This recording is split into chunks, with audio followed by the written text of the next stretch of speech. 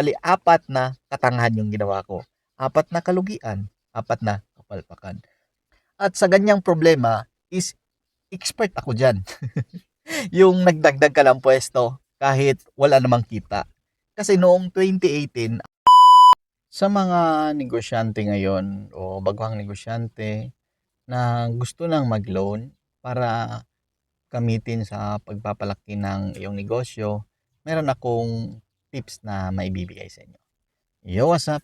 Ako nga pala si Jeff Cinco, isang entrepreneur at meron akong 9 years na experience sa pagpapatakbo ng negosyo at marami na akong experience sa pangungutang talaga dito. So, taong 2017 nag-start ako ng business. So, sa panahong 2017 is unang capital ko diyan ay galing sa utang. So, sari-sari store business 'yon at nalugi 'yon. Lumipat na naman ako ng isang negosyo, ang food business. Yung capital naman namin no'n eh, galing sa utang. Hanggang sa taong 2021, nag-start kami ng salon business at ngayon ay meron na 'tong 3 taon at meron na rin kaming 3 branch. At ngayong next month o ngayong buwan siguro na 'to, eh, naghanap kami ng puwesto para makapagdagdag pa ng isang branch. At sa experience namin, halos lahat ng branch namin o yung pagtatayo namin ng isa pang puwesto, eh, nangungutang talaga kami. Kasi alam naman namin kung paano 'to, laruin ang utang kung na-master mo na ito. So, sa experience namin is 9 years na po, kaming nangungutang para sa negosyo. At sa tagal ng panahong 'yan, eh, halos na kabisado na namin yung mga problema talagang, dinadaanan sa negosyo. Kaya ito yung mga tips o technique na de na ginagawa ko para hindi ako maligaw o hindi ako bumagsak o hindi ako malugi o hindi ako magkaproblema sa utang na ginamit ko sa pagpapalaki ng negosyo. Unang teknik ko diyan para hindi ka mahirapan o hindi ka magkaproblema sa bandang huli pagdating na ng bayaran. Halimbawa sa amin is meron kaming net. Doon ako bumabase sa net. So ang teknik ko na 'to, eh, net income talaga. Doon ako bumabase sa net. 'Pag sinabing net, ito na yung kaltas na lahat, renta, tauhan, taxes, at other expenses. So, doon ako nagbabase lagi sa net. Halimbawa, mangungutang ako ng maliit lang naman inuutang namin, minsan 300,000 oh. Mangungutang ako ng 100,000. So, pagpalagay natin na sample lang 'to, pagpalagay natin na 5,000 yung monthly namin diyan sa loob ng 2 years.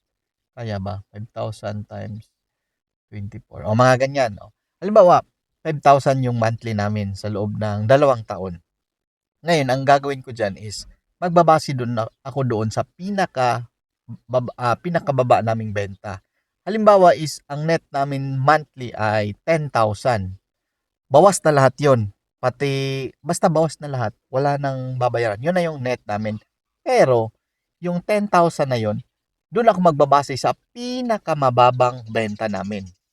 So, ibig sabihin, yung 10,000 na net namin monthly, yan yung pinakamababang net namin. Diyan ko binabase kung, kaya ko pa bang mangutang at kaya ko bang bayaran ang utang. Nag-e-expect ako ng pinakamalalang senaryo. Halimbawa, ito ay bumagsak yung benta. Halimbawa, bumaba na walang natira. Halimbawa, walang natira ngayong month na 'to. So, ang tanong ko diyan is, meron ka bang backup? Meron ka bang backup o emergency fund para makabayad ka sa iyong inutang? Yan yung mga technique namin na kahit na bumaba pa ng 3 buwan o kahit wala pa kaming kita ng 3 buwan, eh, meron kaming backup talaga na pangbayad doon. Sa totoo lang, kung nag-loan man kami o nangutang man kami para papalaki ng aming negosyo, hindi talaga yun yung purpose namin kaya kami nangutang. Nangutang kami para, mapagana yung pangalan namin sa bangko. Nangutang kami para, lumaki yung credit limit namin o yung credit score namin sa bangko. Hindi kami nangungutang kasi yun yung gagamitin namin pang branch. Nangutang kami para umikot lang yung pangalan namin. Kasi unang rule talaga diyan kung gusto mong mag-branch o gusto mong magdagdag ng puwesto is dapat kumikita na yung isa mong negosyo, yung isa mong puwesto mismo.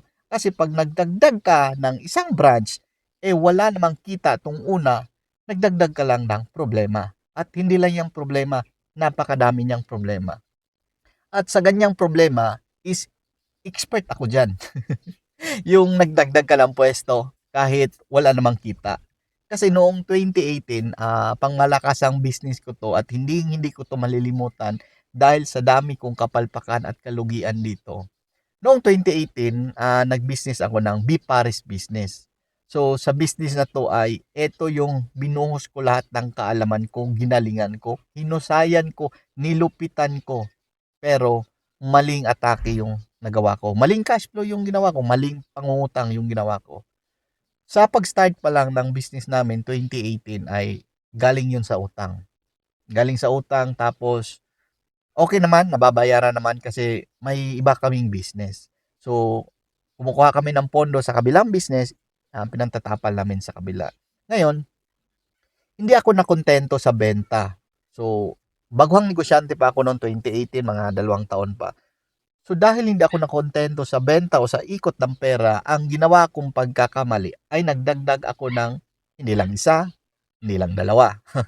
Nagdagdag ako ng 3 branch. Bali, isang branch na hindi kumikita, nagdagdag ako ng 3 branch. Bali, 4 na katangahan yung ginawa ko. 4 na kalugian, 4 na kapalpakan. So doon ko naintindihan na mali pala to. Dapat kung magdagdag ako ng branch, magdagdag ako ng pwesto, dapat yung kita mismo ng aking negosyo, eh yan yung gagamitin ko para magtayo ng isa pang negosyo. Ang ginawa ko, nangutang ulit kami.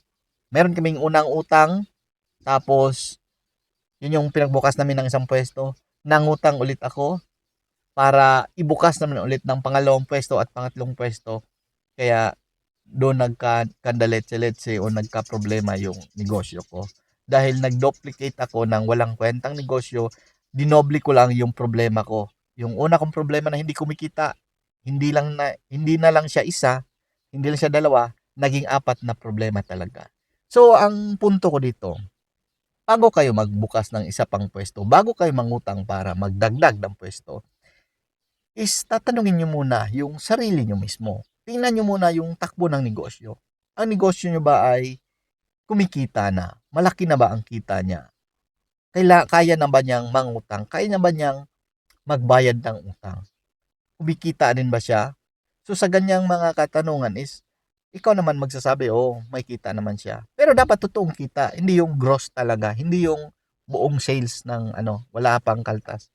So, yan lang ang masasabi ko sa gustong magdagdag ng pwesto na iwasan yung pagkakamali na pinagagawa ko. Pero sa amin ngayon is matagal na talaga ako nagninegosyo. Matagal na kaming nagninegosyo at halos lahat ng problema dyan ay dinaanan na namin. At ito nga, magdagdag kami ng isa pang branch ngayong buwan na to siguro or mga next month kung makakita kami ng pwesto. Kasi na-master namin yung utang, loan, expenses at mga bayarin. Kasi habang tumatagal, malalaman mo naman talaga, makikita mo kung paano umikot yung pera, paano ang daloy ng pera, paano mo paikot yung tamang cash flow, paano mo ma-monitor, at basta marami pang matutunan talaga. Kaya huwag kang padalos-dalos mangutang lalo na kung baguhan ka pa dahil diyan ka tataob at baka mahirapan ka ng makabangon. At isa sa pinaniniwalaan ko sa pagpapatakbo ng negosyo, kailangan matibay ang loob mo talaga. Matibay ang pag-iisip mo. Baka mabaliw ka pag inabot ka ng maraming problema. Bye-bye, magandang umaga.